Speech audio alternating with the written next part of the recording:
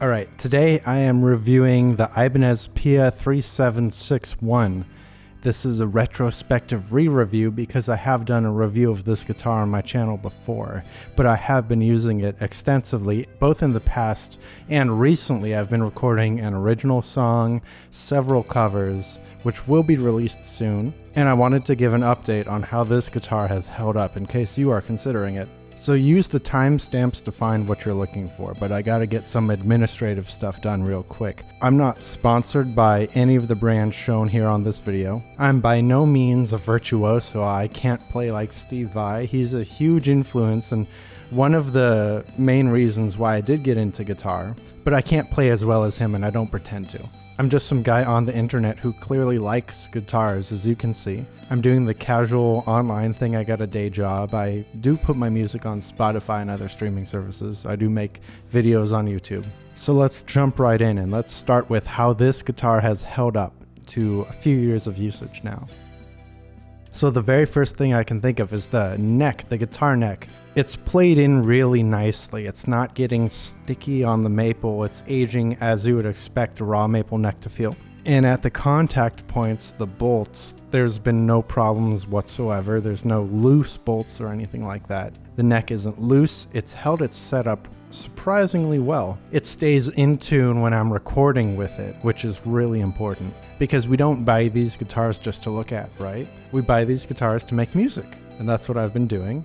And it's really important to stay in tune or else it would be replaced by any of these other ones behind me. And I'm happy to report that it does exactly that. So there's been no loose bolts, there's been no wiring breaking, which has been a problem with some other Prestiges, full honesty. None of these fancy components have come loose, like the push-pull volume. It does work and it does make a difference when you roll off the volume. I don't really use it that much, but if I was playing live these days, I would use it. But it still works as well as it did the day I got it. The 5-way switch is still pretty tight, as if it was new. And thankfully, I haven't had to set up this guitar extensively, so it's held its setup pretty well throughout the years. The locking nut too, there's no issues with that. I do have an ESP E2, which is a fantastic guitar. It plays super well. It has a 12-inch radius, which I don't typically prefer, but it's built so well, it just plays so well. But the locking nut on that does pop if you bend too hard. So thankfully here, there's no issues on that. I do block basically 99% of my bridges because I do prefer the feel of the locking bridge, but I don't do all the dive bomb stuff. Just personally, that's not for me. I've got nothing against all that stuff. So I'm happy to report the locking nut here. There's no issues with that. No slippage, no popping, no weird things, no cracks on the back, as you can clearly see. So basically everything you'd hope for in an instrument of this price range, it does hold up, it is robust, and it better be. So let's talk about now the combined feel and the playability of this guitar. I really want to talk about the neck on this thing because this neck is slightly thicker than the average Prestige or J Custom neck. And because of that, you might be worried, well, does the shred as well as this an Ibanez? And yes, this does feel truly like an Ibanez. And because it is slightly thicker, it does feel like you can play all day. And I have played it all day, and it hasn't fatigued my hand. Other guitars I have two guitars that are tied for the thinnest neck. It's my RG655 from 2013 and my J Custom that I got.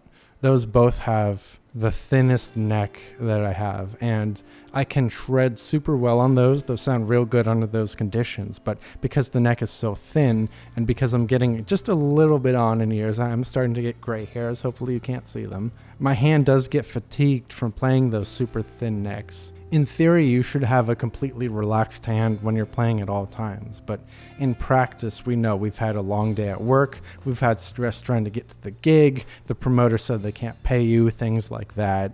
So you do tense up just a little bit if you're not focusing and thinking about, okay, keeping a loose hand, and the thin neck will really punish you for that. I'm not saying it's unusable, lots of people do use it. But for me personally, this is super comfortable to shred at any hour, even after a long day at work. So then in playing this neck, it does feel like you'd expect basically unfinished maple neck to feel like. It doesn't feel sticky like a finished neck, like a neck with paint on it and gloss. You can play it and your finger oils really make it have that played in feel. The fretboard on this, the rosewood fretboard, is feeling better than ever. I do maintain the rosewood fretboard, so I do oil it or condition it every 6 months or so. So there's been no cracks or anything like that. And because it has the stainless steel frets, it's held up really well. Of course, I do distribute my playing wear across multiple guitars, as you can see. But I do reach for this guitar when I really want to focus or play something tough and I know I'm going to be playing for a while.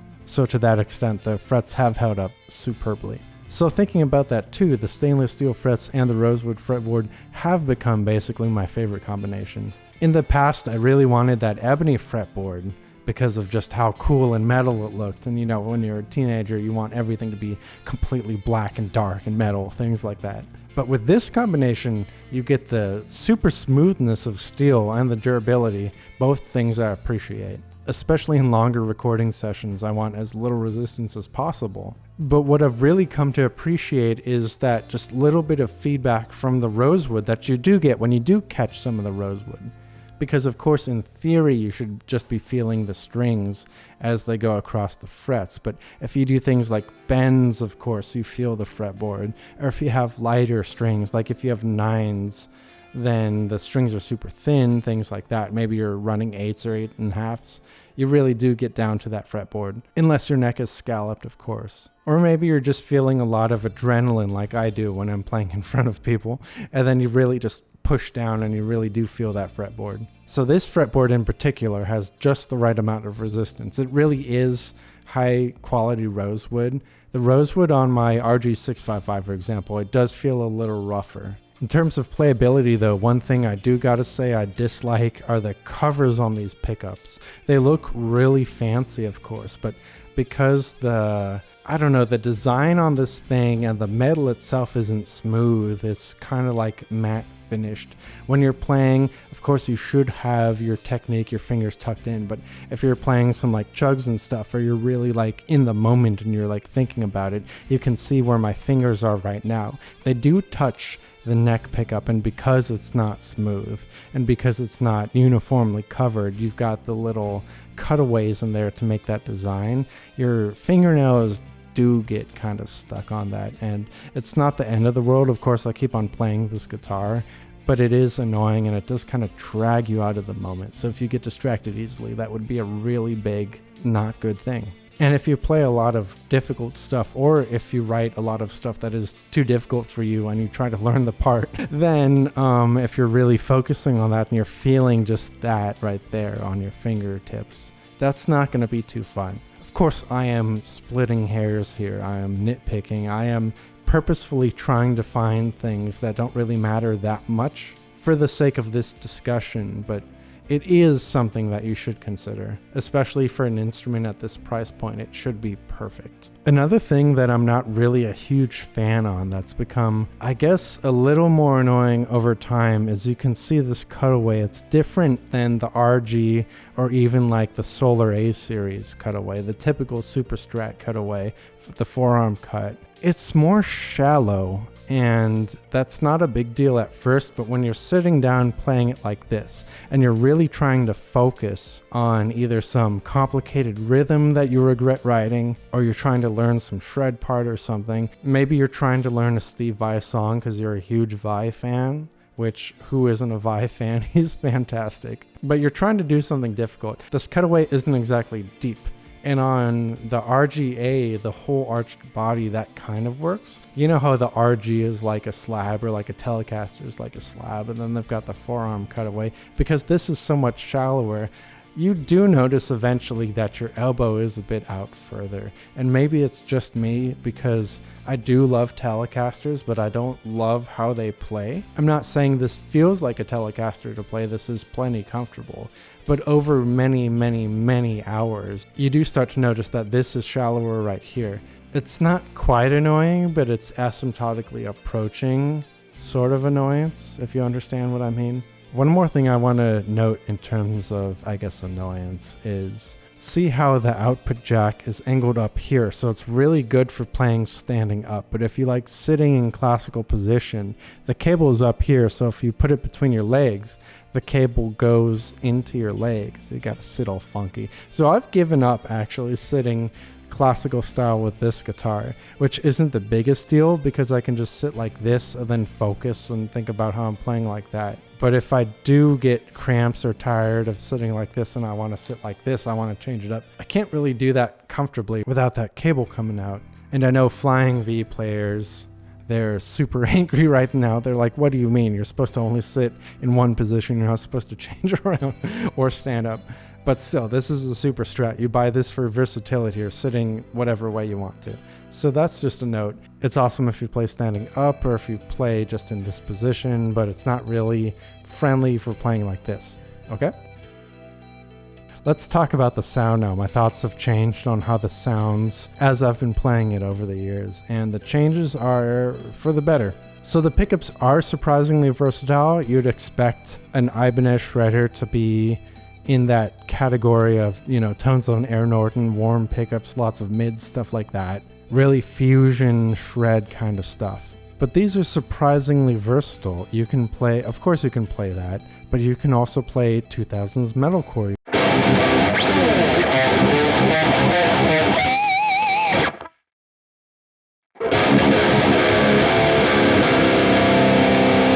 You can play modern stuff if you want. You can play cleans, you can play rock, you can play blues, you can play everything, bossa nova.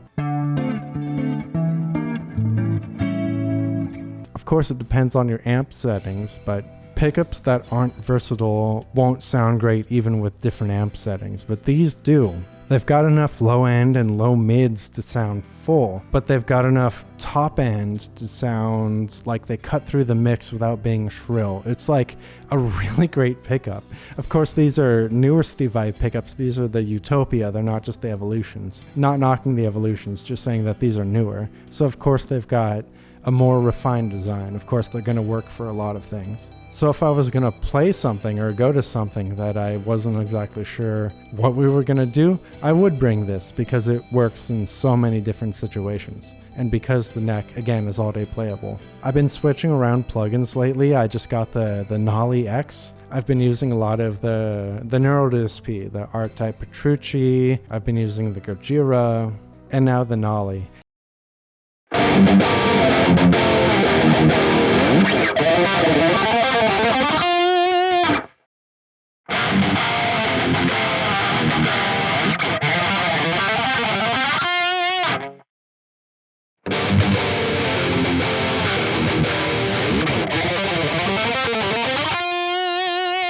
And this sounds good in all of them. I've noticed especially that these pickups work really well with Nolly's presets for what it's worth.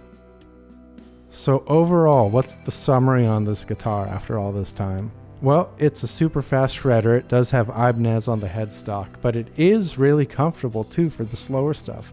Like if you're playing just chords or like arpeggio stuff. The pickups sound really good for heavy metal, modern metal, metalcore, now and then. Cleans, low gain, high gain, it can all do it. So when I'm looking for a guitar to pick up, I don't have to choose between a warmer tone guitar that's good for shredding, but can't do like the chugs or the rhythms or anything like that. And I don't have to pick the super thinnest neck for shredding because this can shred really well. And I don't have to pick a super thick neck for tone's sake or anything like that because this is versatile enough that it can do basically everything. It's aged really well, it sounds really good. It's plenty playable. It holds its tuning and its setup. And while it looks really fancy, it's got the Tree of Life, it's got these super etched pickups, it's got this pick guard, all the gold hardware, all that stuff. Just because it looks super fancy doesn't mean it's all looks. When you play it and you use it, you record with it, you can clearly tell